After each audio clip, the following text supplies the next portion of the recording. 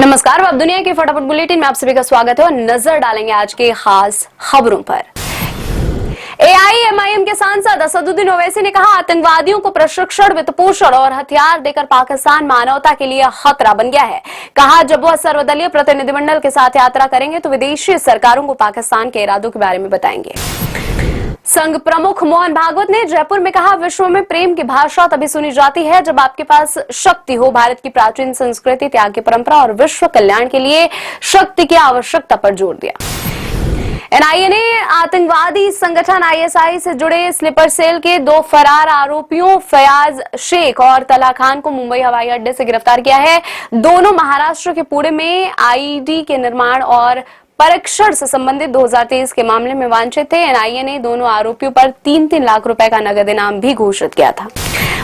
पाकिस्तान की पोल खोलने के लिए बनाए गए सांसदों के प्रतिनिधिमंडल के लिए कांग्रेस ने भेजा आनंद शर्मा, गौरव गोगोई और सैयद नासिर हुसैन और अमरिंदर सिंह राजा वंडिंग ने नाम।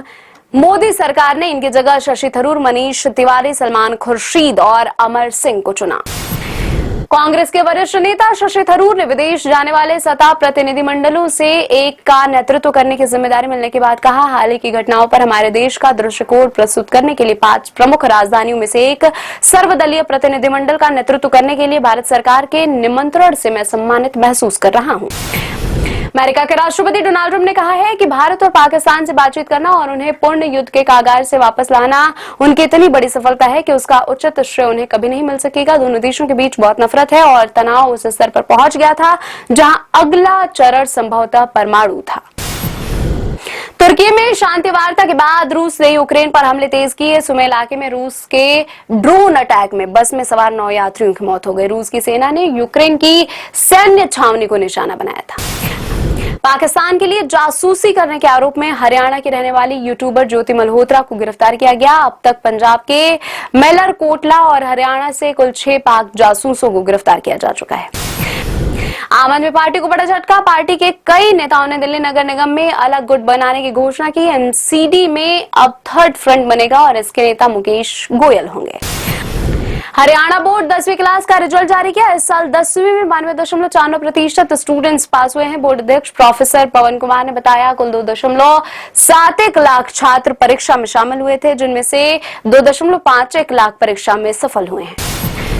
यूपी के सुल्तानपुर की एक विशेष अदालत ने नेता प्रतिपक्ष और रायबरेली से सांसद राहुल गांधी के खिलाफ जारी मानहानि मामले की सुनवाई अधिवक्ताओं की विधिक कार्यशाला के कारण स्थगित की।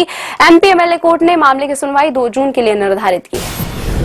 महाराष्ट्र के ठाणे की 53 वर्षीय एक महिला को उसके फेसबुक दोस्त ने पिछले 4.5 साल में क्रिप्टो करेंसी में निवेश के नाम पर कथित तौर पर 79 लाख रुपए की ठगी की है। पुलिस ने बताया, आरोपी की पहचान जुबेर शमशाद खान के रूप में हुई है।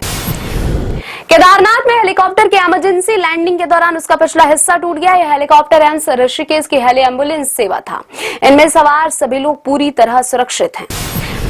भाजपा के विधायक उषा ठाकुर ने किया विजय शाह का बचाव। कहा, कोई भी नेता अनर्गल बयानबाजी नहीं करना चाहता है, लेकिन कई बार उसकी जुबान फिसल जाने के कारण भ्रांतियां पैदा हो जाती हैं।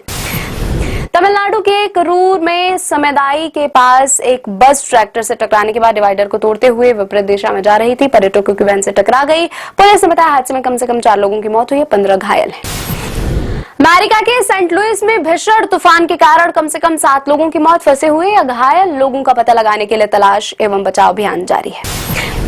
दोहा डायमंड लीग में नीरज चोपड़ा के लिए प्रदर्शन खट्टा मीठा रहा। वह 90 मीटर या इससे अधिक का थ्रो करने वाले खिलाड़ियों के क्लब में शामिल हो गए, लेकिन उन्हें दूसरे स्थान से संतोष करना पड़ा। अब चोपड़ा को 90 मीटर से अधिक का थ्रो करने की उम्मीद है। प्रधानमंत्री नरेंद्र मोदी ने 90 मीटर की बाधा पार करके पहली बार 90.23 मीटर दूरी पर भाला फेंकने के लिए नीरज चोपड़ा की सराहना की। मोदी ने इस सफलता का श्रेय उनके अथक समर्पण, अनुशासन एवं जुनून को दिया। Mission impossible the final reckoning release. Tom cruise ने एथन हंट के किरदार में फिर दिखाया जादू। एक्शन की कमी हुई महसूस। कसी हुई स्क्रिप्ट और दमदार निर्देशन ने दर्शकों को बांधा। वेब दुनिया ने दिए 3.5 स्टार। हिट कॉमेडी फ्रेंचाइजी हेरी फेरी के फैंस के लिए बुरी खबर सामने आई। फिल्म में बाबू राव का किरदार निभाने वाले परेश रावल हेरा फेरी 3 में नहीं आएंगे नजर। मेकर संग क्रिएटिव डिफरेंसेस की वजह से परेश ने खुद को फिल्म से अलग कर लिया है। फिल्म में अक्षय कुमार, सुनील शेट्टी और परेश रावल की तिकड़ी को खूब पसंद किया जाता है। ये थे आज के फटाफट बुलेटिन। ऐसे ताजा अपडेट्स के लिए बने रहे हमारे साथ, यानी कि विजिट करें वेब दुनिया पर।